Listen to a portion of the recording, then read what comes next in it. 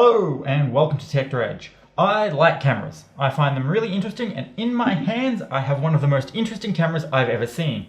It's the Blackmagic Micro Studio Camera 4K. Not to be confused with the Micro Cinema camera.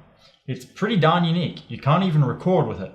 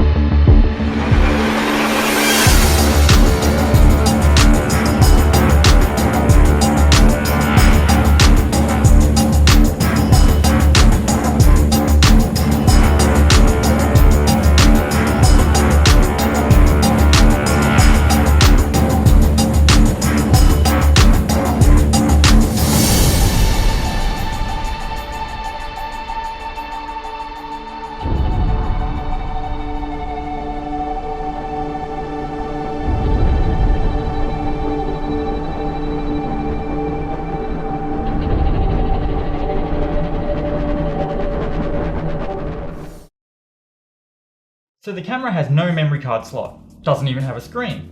It's just a lens mount with a black box, with buttons. Buttons are important. The reason that there's no internal recording or screen is because this is a studio camera.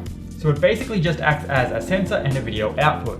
And that video output would typically be fed into a computer or a production switcher or a disc recorder and record the video to disc that way. Which would be really cool in something like a reality TV show, where you can hide as many of these tiny little cameras as you want around the location and then feed them all into recorders and monitors in an editing room somewhere else. It's a really neat camera for that, as it's only about the size of a tennis ball. And I should probably do a physical overview while I'm going. Front is just a lens mount with a release mechanism on one side and navigation buttons on the other side. I don't like the button layout very much. It works really well when the camera is pressed up against the wall and you're operating it from the front, but it's less than ideal when operating from behind, since the buttons don't offer a lot of tactile feedback. And I'm left-handed, so the buttons are on the wrong side for me anyway. Above the lens mount is a tele indicator light, which also indicates power and battery status. Tiny stereo microphones are on either side of the tele light and were actually a very pleasant surprise. The mics are really good, much better than they need to be. I have actually captured production audio using the microphones. On one side there is a HDMI output for monitoring and an expansion port, which I will go into later. On the back is a battery compartment. The Micro Studio camera takes standard Canon LPE6 batteries, which are cheap and widely available. On the other side is a microphone input, SDI video input and output, and headphone output, as well as a fan exhaust. On the top is a 1/4" mounting screw thread, and on the bottom is 3 more. I would have liked to see 3 on the top as well. There is a myriad of uses for this camera, and it's well suited to a lot of them. You can use this, as I said, as a studio camera or as a hidden camera in reality television, and a lot of people will want to do that, but a lot of people, like me, will simply see 4K camera and $1,200 and decide to build a cinema camera around it by connecting a monitor recorder. It's also ideal for live streaming if you're into that. Just hook the camera up to a capture card and you're good to go. We used it here as a microscope for circuit board repair, and it worked brilliantly for that. It's also perfect to mount on the outside of a car, for example, and then have the operator sitting in the cockpit with the recorder and monitor. There's so much you can do with it. Actually using the camera is quite straightforward. You plug in a monitor so you can see what you're doing, then you plug in a recorder and press record. But it's important that you know a few things. First off, HDMI is best used for monitoring only, since it A, can't send a 4K signal, and B, by default it outputs all of the overlays and menus from the camera. You can turn off the overlays and record in 1080p over HDMI if you'd like, but you're best doing it over SDI because SDI outputs a clean signal only. You cannot send overlays and menus over SDI, so if you want to be able to adjust menus and exposure and all that when you are shooting, you will need a HDMI monitor to do it. If you have a monitor recorder like the Blackmagic Video Assist or the Atomos Shogun, you can toggle between HDMI and SDI depending on whether you need menu access or clean video feed. Recording 4K over SDI has some problems though. Notably that SDI cables that can carry a 4K signal over any significant distance are extremely expensive compared to HDMI cables. I have HDMI cables that can carry a 4K signal over 20 meters no problem, whereas a generic SDI cable will fail at about 1.5 meters judging from my testing. For extremely short distances, like this little cable, any old SDI cable will do, but once you get to distances over a meter, you have to start paying attention to cable and connector quality, and for really long runs, it is likely prudent to use optical fiber, which is even more expensive. So Blackmagic, if you could enable 4K output over HDMI, it might be beneficial to quite a lot of people. My cheat way around this is to feed the 4K signal to my Atomos Shogun recorder next to the camera, and then use that to down convert to HD and to do a 10-meter long cable run to my monitoring rack. Also worth noting is that the SDI on the micro camera uses DIN connectors, which are smaller than the standard BNC connectors, so you will need an adapter cable. The expansion port on the side isn't my favorite thing in the world. It breaks out to all the connections that would usually be on the camera body. There's reference in for syncing multiple cameras, 12 volt power in, B4 lens control for proper broadcast lenses, control input for PTZ tripod heads, S-bus for programming your own controllers, and LANC input for adjusting focus, iris, and zoom. Since the camera doesn't record, you can't trigger recording over LANC, which is actually very annoying because my Shogun recorder won't trigger over LANC unless the camera is outputting a recording status. So if Blackmagic could find a way to bluff this with software, I'd be a very happy man. On the topic of the expansion cable, the pinouts are well labeled for you to make your own custom cables that only include the connectors that you need, but it would be very helpful if there was a dedicated power cable in the box. I don't have the time, energy, or resources to make my own at home.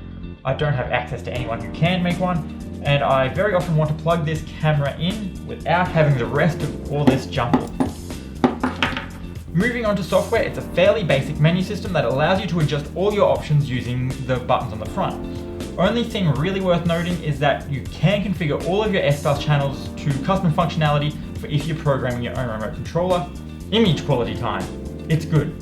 As with any camera, the image quality is only as good as your cinematographer, but the Micro Studio is like Blackmagic's URSA in that it allows someone as hopeless with cameras as I am to capture good quality video with no real effort. Like a lot of ENG cams, and unlike cinema cameras, the Micro Studio camera has a good auto exposure option that gets it right quite a lot of the time. One difference from a traditional cinema or film camera and a studio camera is instead of using ISO or ASA for sensitivity, it uses gain, measured in decibels, which is the correct digital term. It comes set at plus 6 decibels out of the box, which allows for a decent shot and uneven lighting, but introduces more noise than I prefer in most situations. Plus 12 or plus 18 decibels introduce even more noise, and I would avoid them if I could. But since I use the micro cam as a secondary camera, it's always got the crappy slow lens on it that doesn't get much light, and if you need the shot, using a higher sensitivity will get you the shot. That said, if you have a lot of light or a fast lens, then set the gain to 0 and you will get a gorgeous image. The camera outputs a 10-bit 422 image, so it would be best if you have a recorder that can handle that for the best image quality. My biggest problem with the camera is that it doesn't have a flat image profile. Whether you want to call it log or film or whatever is up to you, but the image coming out of the camera is always saturated, which makes it needlessly difficult to match with other cameras in post-production. On one shot I used a Blackmagic URSA as the main camera, the microcam as a B camera, and a GoPro as a C camera. The GoPro and the URSA both had flat profiles that allowed for really easy shot matching and grading, whereas the micro camera was much trickier, and I'm not sure I ever got it right. Blackmagic is known for their color science, and from what I know, their full-size studio camera has a flat profile, so it should be on the Micro Studio camera as well.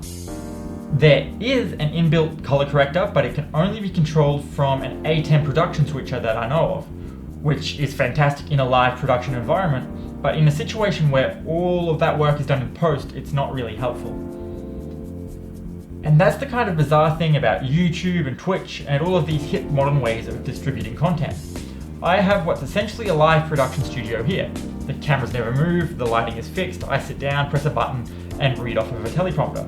So I need a camera that's geared at a studio environment rather than a cinema environment, but then there's no producers or a production switcher or a color corrector or a keyer or anything else most studios would have. Everything is done in post-production like in the cinema world. And it's a weird hybrid, so I do need features that make the footage work in post-production. I know this camera can't match the dynamic range of the URSA, but I don't want it to. I just want a flatter color profile. So if that all sounded a bit negative, it wasn't intended to be, because I still love this camera. I initially planned to buy the camera, use it on one shoot, review it, and then sell it. But I'm keeping it because it's a fantastic camera. And the reason it's a fantastic camera is because it's so fucking versatile. Like I mentioned before, it can be mounted to a car, used as a microscope, or rigged up as a cinema camera.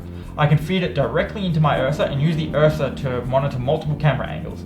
Though I should be able to record from the micro camera using URSA as well. That would be really cool. I've ended up ceiling mounting it to an auto pole for a direct overhead shot of my desk, which is convenient to have and wouldn't be easy to do with most other cameras given the limited space. What's also fantastic about it is because it's so small, it's incredibly cheap to rig. I've had it mounted on a $20 photo tripod with absolutely no problem. My preferred portable rig is mounting it to a terrible little shoulder rig, which is actually very usable for very cheap. It's the polar opposite of my URSA, which would cost thousands of dollars to shoulder rig properly. The biggest cost associated with microcam is that of a recorder, and now that Blackmagic has a 4K video assist out, that's not much of an issue. And you can always start smaller and rig it up as a 1080p camera first, and then upgrade your recorder to a 4K option as you get more money available to you.